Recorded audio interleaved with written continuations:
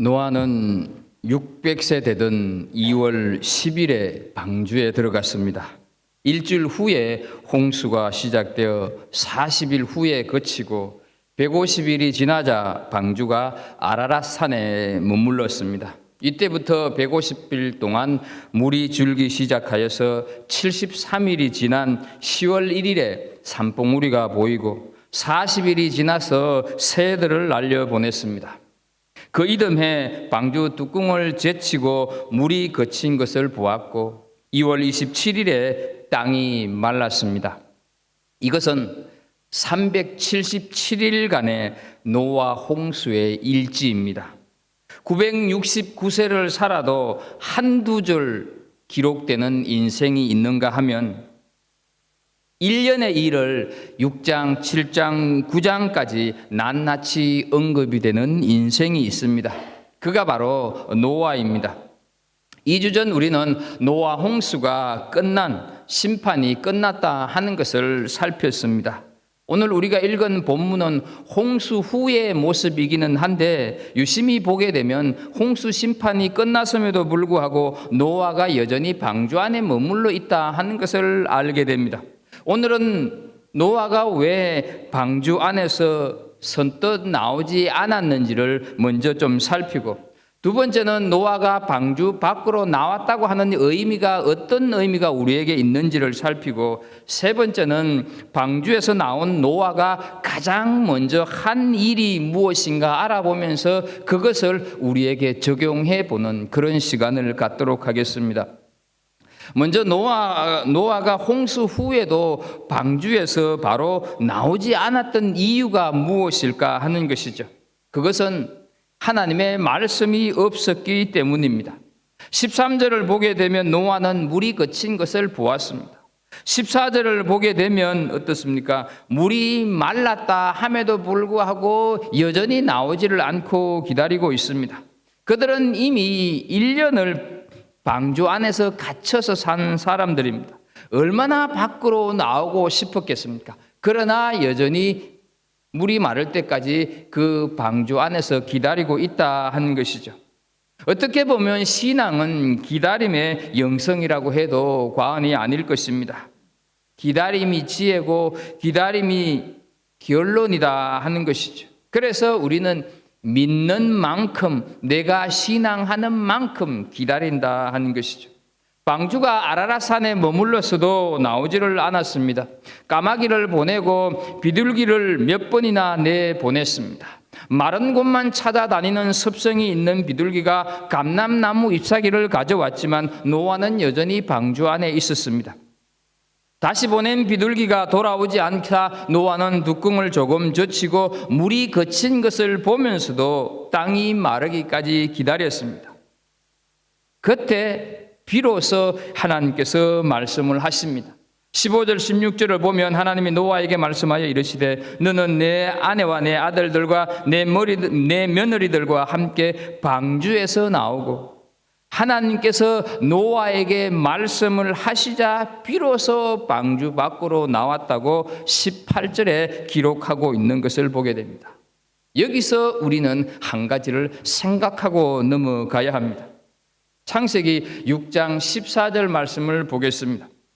너는 고페르나무로 너를 위하여 방주를 만들되, 하나님이 말씀을 하십니다.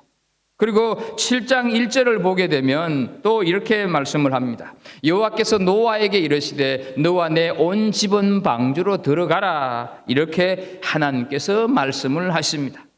그 말씀에 따라서 방주를 만들고 말씀에 따라서 방주로 들어갔습니다. 그리고 오늘 본문을 보게 되면 방주로 나오라 이렇게 했을 때 노아는 그 말씀을 따라서 방주에서 나왔습니다. 무엇을 의미하고 있습니까?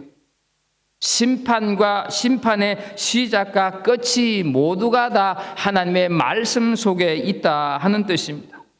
이것이 왜 우리에게 중요할까? 심판이라고 하는 내용도 중요하지만 더 중요하고 더 우리가 깨달아야 하는 것은 하나님께서 그 모든 과정을 우리에게 알게 하시고 전달하시고 다가오실 때 사용하는 방법이 말씀이라고 하는 방법이다 하는 것이죠. 하나님의 말씀으로 심판을 시작하셨고 하나님의 말씀으로 심판을 마치게 하셨다 하는 것이죠. 말씀을 통해서 노아와 그의 가정, 온 세상의 구원을 시작해 가고 완성해 가고 계심을 우리가 보게 된다 하는 것이죠.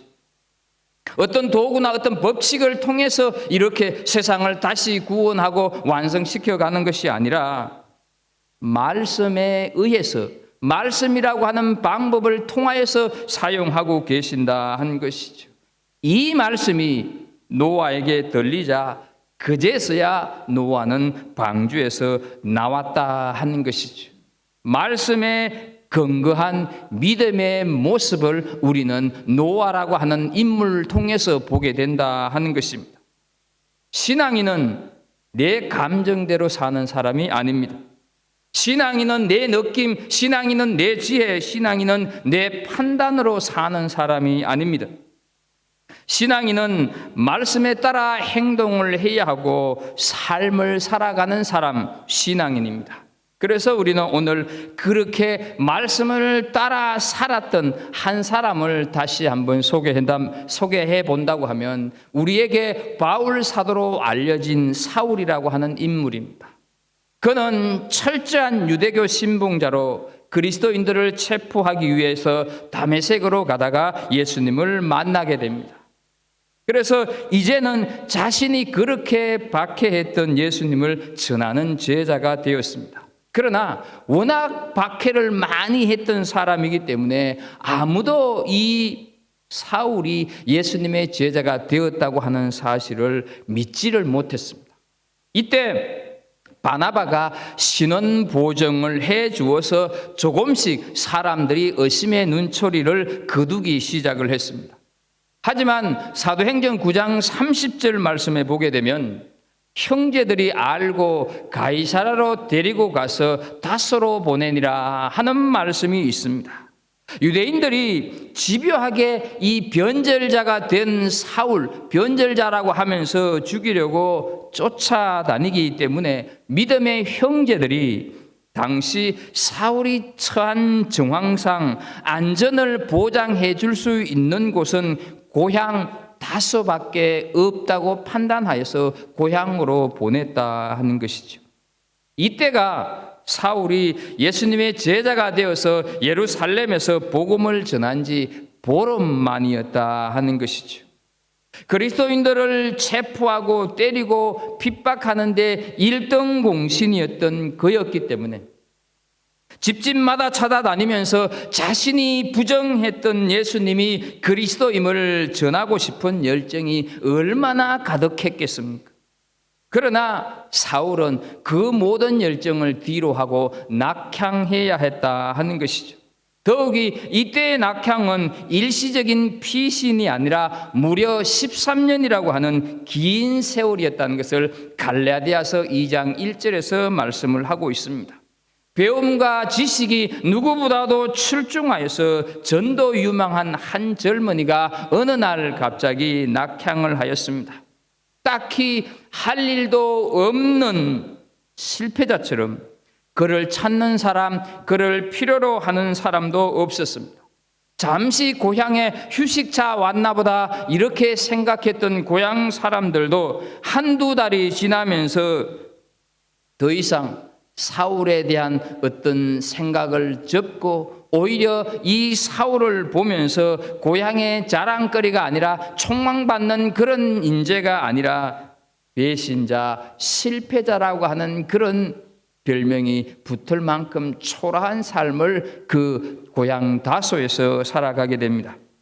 이러다가 보니까 이 사울을 보고 비웃구나 조롱하는 사람들도 많이 있었을 거라 생각합니다. 세상적으로 볼 때 사울은 누구보다도 유능한 인재였는데 13년 동안 무능하게 보이면서 실패자로 살았어야 했으니 이 사울에게 다가오는 수치감, 모멸감 이런 것들이 어떠했을까 하는 거죠. 그러나 사울은 그 긴 세월을 조금도 흔들림 없이 이겨냈습니다. 여기서 우리는 왜 사울이 고향에서 그렇게 두문불출했을까 하는 질문을 하게 됩니다. 살해의 위협을 떠나서 예루살렘을 벗어났으면 낙향하지를 않고 그 근처 성읍을 다니면서 계속 복음을 전할 수도 있었지 않을까? 설령 고향으로 갔더라도 한두 달 쉬고는 곧장 주변 지정해 연안에서 복음을 전할 수가 있었을 텐데 왜 사울은 실패자처럼 살면서 다소를 떠나지 않았을까 하는 의문을 갖기에 우리는 충분하다 하는 것이죠. 그 의문을 사도행전 22장 17절과 18절에서 이렇게 풀어내고 있습니다. 후에 내가 예루살렘으로 돌아와서 성전에서 기도할 때 황홀한 중에 보매 주께서 내게 말씀하시되 속히 예루살렘에서 나가라. 그들은 네가 내게 대하여 증거하는 말을 듣지 아니하리라 하시거늘 하는 말씀이 있습니다. 사울에게 예루살렘을 떠나라 이렇게 말씀하신, 이렇게 명령하신 분이 주님이셨다 하는 것이죠. 주님께서 하신 말씀 때문에 예루살렘을 떠나서 다소로 갔다 하는 것이죠. 따라서 사울은 주님이 또 다른 말씀을 하시기까지 다소에 머무는 것이 주님의 뜻이라고 믿었다 하는 것이죠. 말씀에 따라 살고 말씀에 따라서 행동하는 신앙인의 모습을 우리는 사울을 통해서 잘 보게 된다 하는 것이죠. 사울은 13년이라고 하는 긴 시간이었지만 결코 좌절하거나 절망하지를 않았습니다. 사람들이 인생의 실패자로 낙오자로 여겨도 사울은 전혀 개의치 않았습니다. 말씀이 그 가슴 속에, 말씀이 그 머리 속에 역사하고 계셨기 때문이었습니다. 말씀을 따르지 않았다면 인생을 포기하거나 폐인이 되었을 수도 있습니다. 그러나 자신을 구원하기 위해 십자가에서 죽임당하신 주님께서 하신 그 말씀을 가슴 속에 새기면서 낙향의 13년이라고 하는 그 세월 속에서 다듬어지고 빚어지고 이런 연단의 과정을 통하여서 아무리 인간적으로 뛰어난 재주를 가졌다고 해도 주님이 허락지 않으면 무능하고 연약한 존재라고 하는 것을 깨닫는, 그래서 인간은 주님을 의지할 수밖에 없는 그런 존재라고 하는 믿음의 역사를 그 13년 속에 배우게 되었다 하는 것이죠. 구원받은 그리스도에게는 삶의 어떤 형태로든지 인생의 다소가 있기 마련입니다. 사랑하는 성도 여러분, 그때 인생의 다소를 피하려고만 하지 마십시오. 주님께서는 단지 피하기만 하라고 우리에게 인생의 다소를 주는 것은 아닙니다. 주님은 어떤 경우에도 우리 사람들을 상대로 장난을 치거나 인간을 가지고 약을 올리는 분은 결코 아닙니다.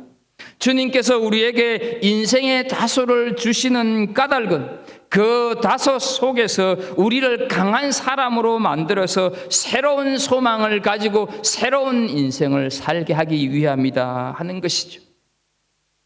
혹시 지금 인생의 다소에 처해 있다고 생각되시는 분 계십니까? 그것이 경제적인 다소이든지 건강의 다소이든지 인간관계의 다소이든지 그 어떤 다소이든지 결코 좌절하거나 실망하지 마십시오. 로마서 8장 32절에 하나님은 말씀을 하십니다. 자기 아들을 아끼지 아니하시고 우리 모든 사람을 위하여 내주시니가 어찌 그 아들과 함께 모든 것을 우리에게 주시지 아니하겠느냐. 하나님이 우리에게 주십니다. 하나님이 해결해 주시고 하나님이 우리에게 평강을 주실 줄로 믿습니다. 만약 노아가 하나님께서 말씀하시기 전에 방주에서 나왔다고 생각을 해보십시오. 그렇다면 어떻게 되었겠습니까? 물웅덩이 질퍽질퍽한 그런 땅에 걸어 다닐 수가 있었겠느냐 하는 것이죠.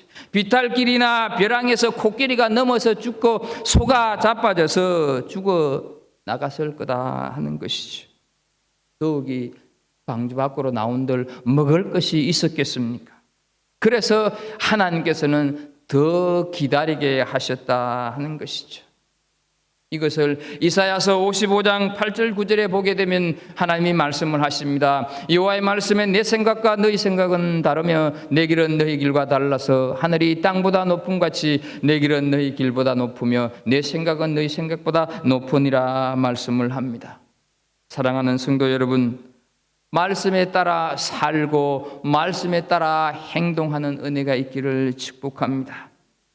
말씀이 우리 인생길의 참고사항이 되는 것이 아니라 말씀이 우리 인생길의 중심이 되는 삶을 살아가는 은혜가 있기를 축복합니다.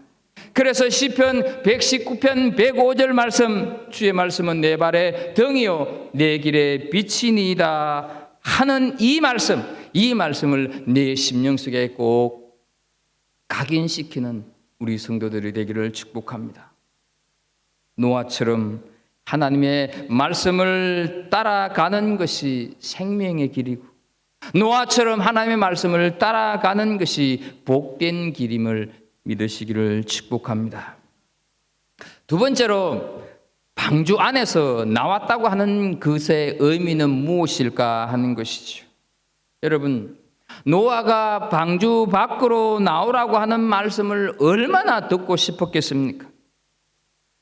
그런데 만약 노아가 하나님 싫습니다. 내가 이 방주를 어떻게 지었는데요? 숱한 놀림과 숱한 모욕과 조롱을 받으면서 만든 방주 아닙니까? 여기 내 손 좀 보세요. 못에 찔린 자국, 망치를 잘못 내리쳐서 온통 흉터와 상처투성입니다. 멍투성입니다. 이런 고생을 하면서 만든 내 목숨과 같은 방주, 내 청춘을 바친 곳입니다. 못 나갑니다. 이 방주를 두고 내가 어디로 갑니까? 우리는 자칫 그럴 수가 있다 하는 것이죠. 그러나 방주를 수십 년간 걸려서 지었던, 아무리 크게 지었던, 아무리 화려하게 지었던, 아무리 튼튼하게 지었고 아무리 안전하게 지었던, 나오라고 하면 나가야 하는 것입니다. 왜 그렇습니까? 노아가 방주에서 나가야, 노아가 세상에 나가야 하나님의 새로운 역사가 시작되기 때문인 줄로 믿습니다. 하나님의 재창조의 역사는 노아가 방주 밖으로 나갈 때 이루어진다 하는 것이죠.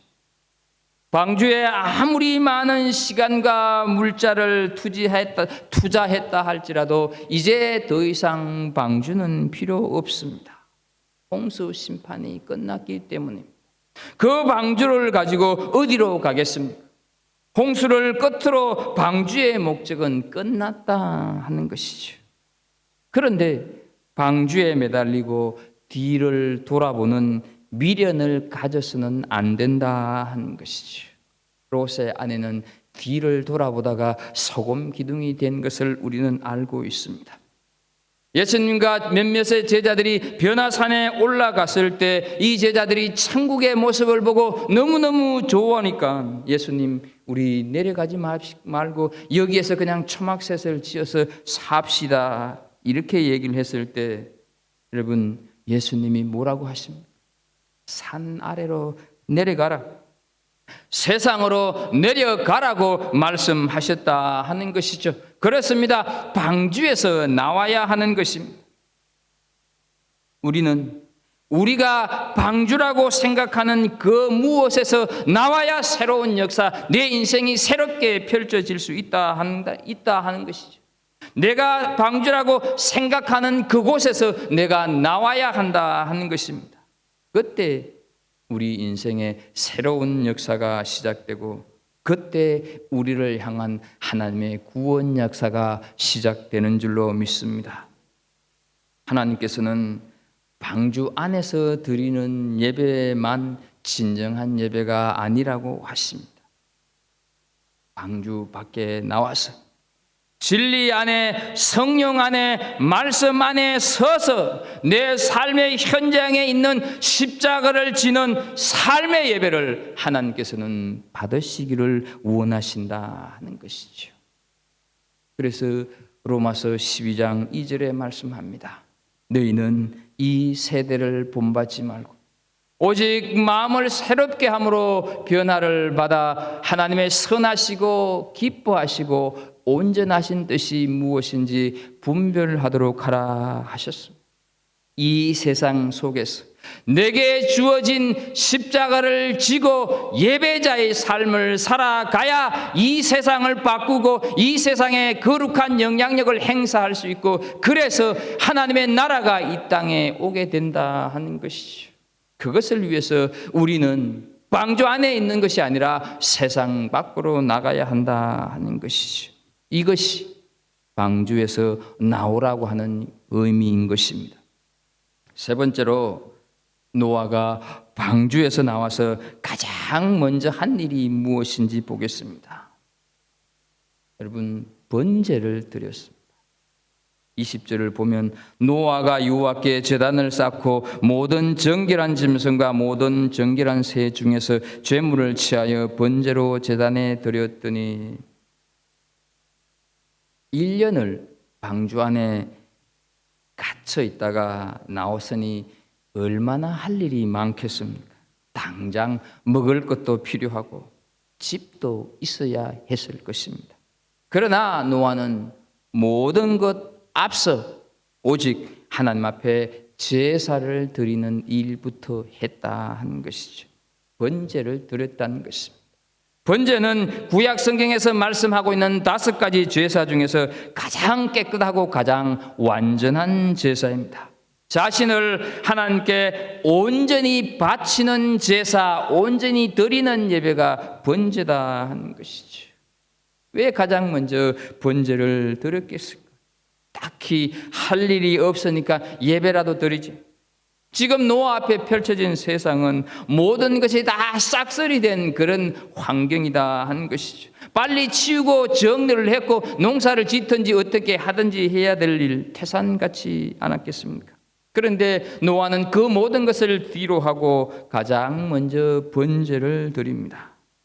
번제는 하나님, 제가 여기 있습니다. 저를 받아주십시오. 온전히 자신을 드리는 헌신의 표현이 번제다 하는 것이죠. 그가 이렇게 번제를 드리는 이유는 홍수 전에 인간들이 이루어 놓았던 그 엄청난 문화, 그 엄청난 문명, 인간들이 온갖 지혜와 기술을 동원하여서 세워놨던 그 모든 업적들이 얼마나 허무하게 사라져 버리는지를 똑똑히 보았기 때문입니다. 그러므로 노아는 모든 것보다 더 소중한 것이 바로 하나님의 은총을 입는 것이고 하나님과의 관계의 회복이고 그것을 위한 제사야말로 모든 것보다 우선이라고 하는 것을 노아는 뼈저리게 깨달았기 때문이다 하는 것이죠. 그러므로 노아는 방주 밖으로 나와서 새로운 삶을 시작하는 그 순간 내 삶의 기초는 예배다 라고 하는 고백과 함께 번제를 드린 것입니다. 여러분, 이 세상은 지금 코로나 바이러스 앞에 인간은 속수무책으로 당하고 있습니다. 치료제 개발도 필요하고 백신도 개발이 되어야 합니다. 참 중요한 일입니다. 그러나 여러분, 가장 먼저 해야 하는 것이 있다고 한다면 인간들이 하나님 앞에 예배자로 나올 때 이 문제가 해결될 수 있다 하는 사실입니다. 많은 사람들이 신앙생활을 취미생활로 생각을 합니다. 그래서 시간이 남으면, 그래서 건강이 괜찮으면, 그래서 할 일이 없으면 예배도 드리고 교회도 다니고 봉사도 하겠다 이렇게 생각을 합니다. 남으면 여유가 있으면 예배를 드리겠다 하는 것이죠. 그러나 노아는 삶의 우선순위가 무엇인가를 정확하게 알았다 하는 것이죠. 아무리 분주해도 아무리 바빠도 가장 우선순위가 예배라는 것을 오늘 본문 속에서 정확하게 우리에게 가르쳐주고 계신다 하는 것이죠. 그러면 우리는 무엇보다도 먼저 예배하는 자에게 주시는 복이 무엇일까 하는 것을 한번 살펴보겠습니다. 21절에 그 복에 대해서 자세히 말씀을 하고 있습니다. 여호와께서 그 향기를 받으시고 그 중심에 이르시되 내가 다시는 사람으로 말미암아 땅을 저주하지 아니하리니 이는 사람의 마음이 계획하는 바가 어려서부터 악함이라 내가 전에 행한 것 같이 이 모든 생물을 다시 멸하지 아니하리니 말씀을 하고 있습니다. 여러분, 우선적으로 예배를 드리는 사람에게 첫 번째 주는 복 뭐겠습니까? 여호와께서 향기를 받으시고, 무슨 말입니까? 노아가 드리는 예배를 하나님께서 기쁘게 받으셨다 하는 것입니다.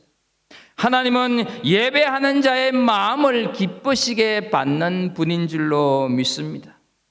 어떻게 하면 우리가 하나님을 기쁘시게 할 수가 있습니까? 무엇을 가지고 우리가 하나님께 기쁘게 할 수가 있느냐 하는 거죠. 예배입니다. 우리가 예배할 때 하나님께서는 기뻐하십니다. 능력 있는 사람, 재주가 많은 사람 받는 것이 아니라 바로 하나님 앞에 예배하는 예배자를 받아주신다 하는 것이죠. 왜냐하면 예배는 하나님 나는 아무것도 아닙니다. 나를 받아주십시오 라고 하는 고백이기 때문입니다. 그래서 내 모습 있는 그대로 하나님은 받으신다 하는 것이죠. 여러분, 회사가 나를 받아주면 나는 어떻습니까? 취직이 되는 것입니다. 학교에서 나를 받아주면 나는 입학이 되는 것입니다. 그러나 우리가 기억해야 할 더 중요한 것은 하나님이 나를 받아주시면 내 인생이 열린다, 내 인생이 새롭게 된다 하는 것이죠. 하나님께서 아무 조건 없이 언제 나를 받아주시겠습니까? 내가 진실한 예배를 드릴 때 하나님께서 받아주시는 줄로 믿습니다. 이것이 예배의 능력입니다. 인간이 가장 인간다워지는 순간, 인간이 하나님과의 관계가 가장 아름다워지는 순간, 그 순간이 바로 예배다 하는 것이죠. 그래서 예배는 은총의 자리다 하는 것입니다. 우선적으로 예배를 드릴 때 두 번째로 오는 복, 하나님 중심에서 나오는 음성을 듣습니다. 그 중심에 이르시되 내가 다시는 사람으로 말미암아 땅을 저주하지 아니하리니 말씀을 합니다. 여러분, 우리가 어떻게 하나님의 마음을 알고 우리가 어떻게 하나님의 음성을 들을 수가 있습니까? 다른 길은 없습니다. 진실한 예배가 드려질 때 하나님의 중심의 마음을 우리가 알게 된다 하는 것이죠. 내가 진실로 하나님 앞에 나아가서 예배를 드릴 때 우리는 하나님의 중심에서 하는 음성을 들을 수가 있고 하나님의 마음을 알게 된다 하는 것이죠. 그리고 보십시오. 내가 다시는 사람으로 말미암아 땅을 저주하지 아니하리니 이건 어떤 의미입니까? 하나님의 마음이 바뀌었다 하는 사실입니다. 진실한 예배를 드리면, 내가 하나님 앞에 참된 예배를 드리게 되면 하나님의 마음까지도 바꿔지는 줄로 믿습니다.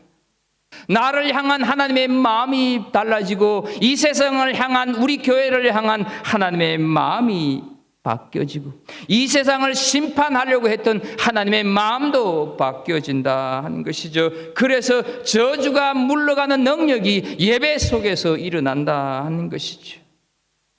여러분, 역대하 7장 14절, 내 이름으로 일컫는 내 백성이 그들의 악한 길에서 떠나 스스로 낮추고 기도하면 내 얼굴을 찾으면 내가 하늘에서 듣고 그들의 죄를 사하고 그들의 땅을 고칠지라 말씀을 하십니다.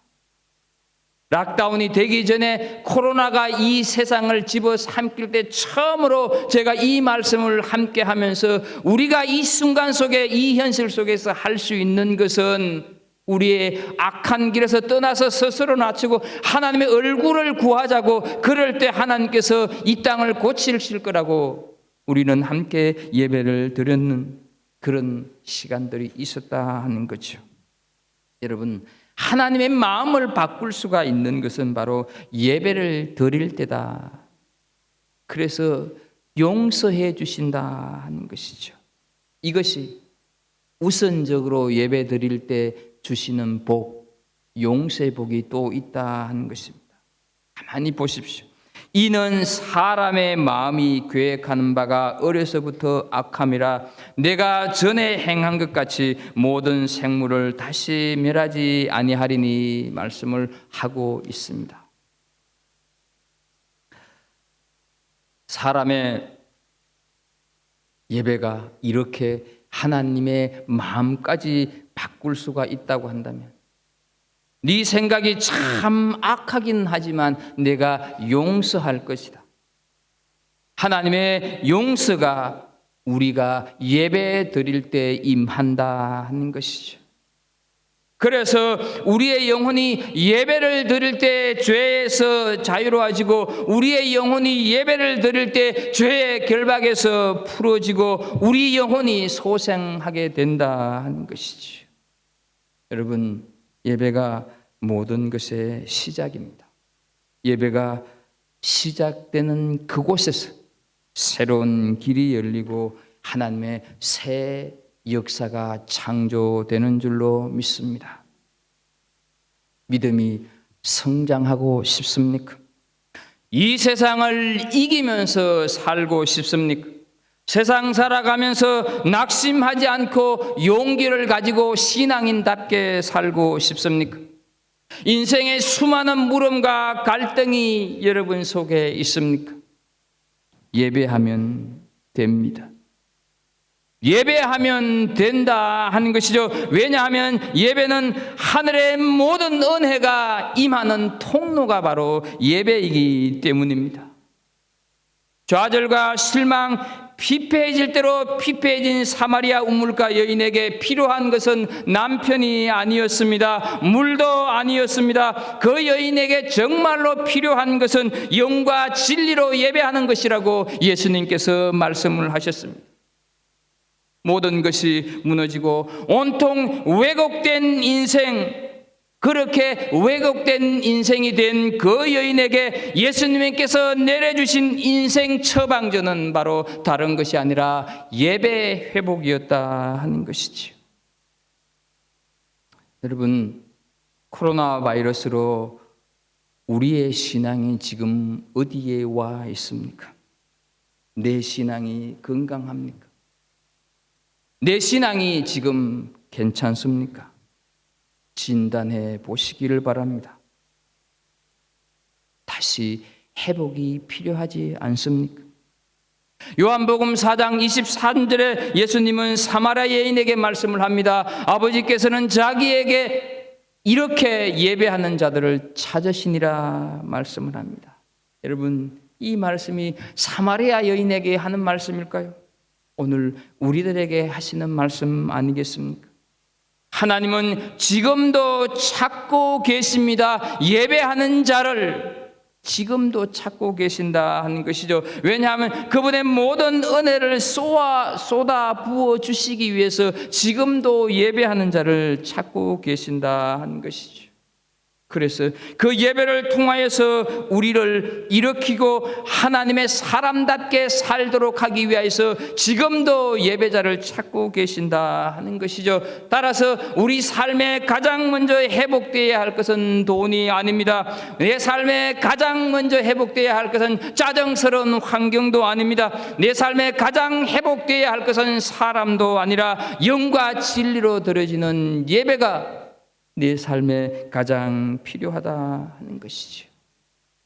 오늘 우리가 드리는 이 예배가 하늘 문이 열리는 영과 진리로 드려지는 예배가 되기를 주의 이름으로 축복합니다.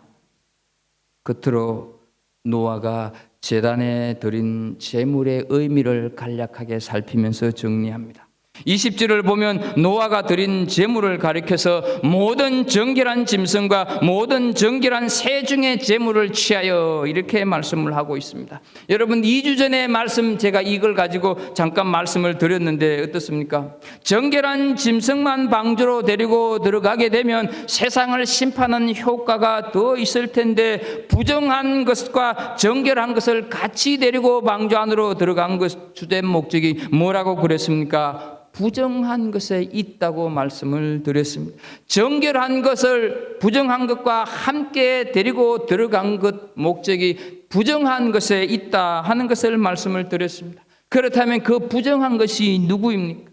바로 노아고 바로 그 부정한 것이 바로 우리들이다 하는 것이죠. 그런데 오늘 본문에 보게 되면 홍수 후에 정결한 짐승들은 지금 제단의 제물이 되어 있다 하는 것이죠. 이 정결한 짐승의 최고 대속물은 누구겠습니까? 바로 어린 양 예수 그리스도다 하는 것이죠. 노아가 홍수 심판의 어떤 그 결정체 마침표를 다가올 예수님의 십자가 구속 사건으로 마무리하고 있다 하는 것이죠. 노아에게 어떤 구원받을 만한 조건이나 근거가 있어서가 아니라 하나님의 착할 뭐라고 그랬습니까? 하나님의 기억하신 바 된 그것. 그래서 노아는 하나님께 기억하신 바 된 대상이었기 때문에 노아가 구원받을 수 있었다 하는 것을 말씀을 드렸습니다. 그래서 이 노아가 드리는 지금 정결한 짐승 번제는 다가올 예수 그리스도의 죽음을 표하는 거다 하는 거죠. 어떻게 우리가 그것을 알 수가 있겠습니까? 21절을 보게 되면 그 중심에 이르시되 내가 다시는 사람으로 말미암아 땅을 저주하지 아니하리니 말씀을 하고 있습니다. 여러분 이것은 조금 전에 하나님께서 예배를 받으시고 마음을 바꾸셔서 용서하셨다고 하는 의미로 말씀을 드렸습니다. 그런데 그 다음을 보게 되면 이는 사람의 마음이 계획하는 바가 어려서부터 악함이라 말씀을 하고 있습니다. 여러분 사람의 마음이 어려서부터 악할 것 같으면 하나님이 또 심판을 하셔야 되지 않겠습니까? 그런데 심판을 하시지 않겠다고 하는 것은 그 어려서부터 악한 사람을 버리겠다는 말씀이 아니라 이런 홍수와 같은 심판으로는 다시 생물들을 멸하지 아니하겠다 하는 그런 뜻을 담고 있다 하는 것이죠. 그것이 21절 끝에 내가 전에 행한 것 같이 모든 생물을 다시 멸하지 아니하리니 라고 하는 말씀에서 우리가 알 수 있다 하는 것이죠. 그러면 여러분 앞으로는 어떻게 심판을 하겠습니까? 하나님은 특별한 다른 방법을 사용하시겠다는 것입니다. 그 특별한 다른 방법이 독생자 예수 그리스도가 어린 양이 되어서 십자가에서 죽임당하는 사건을 의미하고 있다 하는 것이죠. 다시 인간을 심판해야 하기는 하는데 홍수와 같은 그런 심판으로 심판하는 것이 아니라 하나님께서 하나님의 자리를 버리고 인간의 몸으로 오셔서 흠없는 어린 양이 되셔서 대속의 제물이 되도록 하시겠다고 하는 약속을 하나님께서 하고 계신다는 거죠. 이것이 바로 하나님의 기억하신 바 착할에서 출발된 은혜다 하는 것이죠. 이 기억하심 때문에 정결한 아들을 어린 양으로 내놓으시고 부정한 우리 한 사람을 살리셨다 하는 것이죠. 이것이 노아 홍수의 사건, 이것이 노아 홍수의 심판이다 하는 것이죠. 하나님의 기억하신 바 된 은혜의 결정체가 바로 노아 홍수의 사건이고 십자가 사건이다 하는 것이죠. 그래서 우리는 어떠한 경우에도 이 은혜를 잊지 말아야 한다는 것이죠. 어떠한 상황 속에서도 우리는 이 은혜를 외면하지 말아야 한다 하는 것이죠. 그리고 이 은혜를 우리의 삶 속에서 펼쳐 보일 수 있어야 한다 하는 것입니다. 오늘은 노아가 말씀에 근거한 삶을 살아간 모습을 배웠고 방주 밖으로 나오라고 하는 말씀의 의미는 교회 안에서의 예배만 아니라 삶의 현장에서 십자가를 지는 예배자가 되어야 한다는 것을 살폈습니다. 방주에서 나온 노아가 가장 먼저 번제를 드렸다는 것은 모든 것이 시작이 예배고, 예배할 때 하나님이 나를 받아주시고 마음까지 바꾸시면서 용서해 주신다고 하는 것을 배웠습니다. 끝으로 제물로 드려진 정결한 제물은 하나님이 기억하신 바에 의해서 은혜를 입은 부정한 우리를 살리기 위한 어린 양 예수 그리스도의 예표라고 하는 것을 오늘 공부를 했습니다.